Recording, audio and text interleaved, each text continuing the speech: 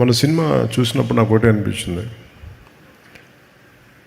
సుజీత్ నా దగ్గరికి చాలా కాలం క్రితం ఒక కామిక్ బుక్ పట్టుకొచ్చాడు. ఓజీ నన్ను అడిగాడు, సుజీత్ బాంబే షూటింగ్ మన ముంబైలో షూట్ చేస్తున్నప్పుడు నాకు ఒక 35 days టైం ఇవ్వండి సార్, ఐ డూ సీక్వెల్లో ప్రీక్వెల్ చెప్తా ఉన్నాడు. మళ్ళీ కథ ఏంటంటే మళ్ళీ అదే చెప్తున్నాడు.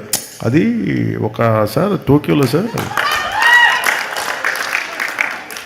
అంటే ఆజాద్ హింద్ ఫౌజ్ అంటే ఏంటి ఆజాద్ హింద్ ఫౌజ్ అంటే లోపల ఇంత ఉంది, భాష బయటికి రాదు. తను ఏమంటాడంటే తన పొగరు ఏంటంటే నీకు నా భాషతో సంబంధించిన సినిమా తీసి చూపిస్తాను కదా అని. అలాంటి అంటే నేను కూర్చోబెట్టి నాకు ఇంట్రెస్టే నాకు, బట్ నాకున్న ఈ పొలిటికల్ దీంట్లో ఎంత చేయగలనా లేదా అనేది ఉంది. నేను రిపీటెడ్గా చెప్పాను, film making is my bread and butter. Politics is for me it's a national service. అంటే అది నా కాంట్రిబ్యూషన్, పదవుల కోసం వీటి కోసమే కాదు. పదవి వస్తే వచ్చింది, లేదంటే లేదు. పదవి కోసం ఎప్పుడు అరులు చాచలా. అందుకని నాకు సినిమా నా బ్రెడ్ అండ్ బటర్. నాకు డబ్బులకి నాకు సినిమా కావాలి నాకు, కానీ టైం ఇవ్వలేను, అది ఒక సమస్య ఉంది నాకు.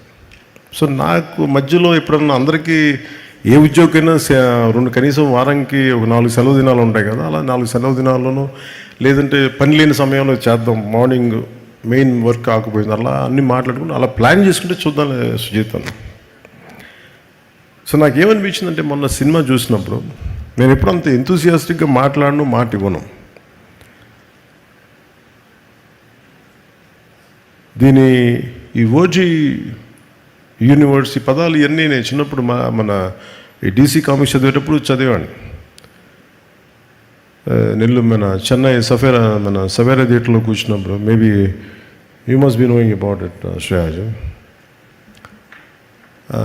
కామిక్స్ కోసం సవేరా థియేటర్కి వెళ్ళి చిన్న బుక్ షాప్ ఒకటి ఉంటుంది, ఆ బుక్ షాప్లో కామిక్స్. సో దాంట్లో ఆ పదవి నన్ను యూనివర్స్ చిన్నప్పుడు ఎప్పుడు.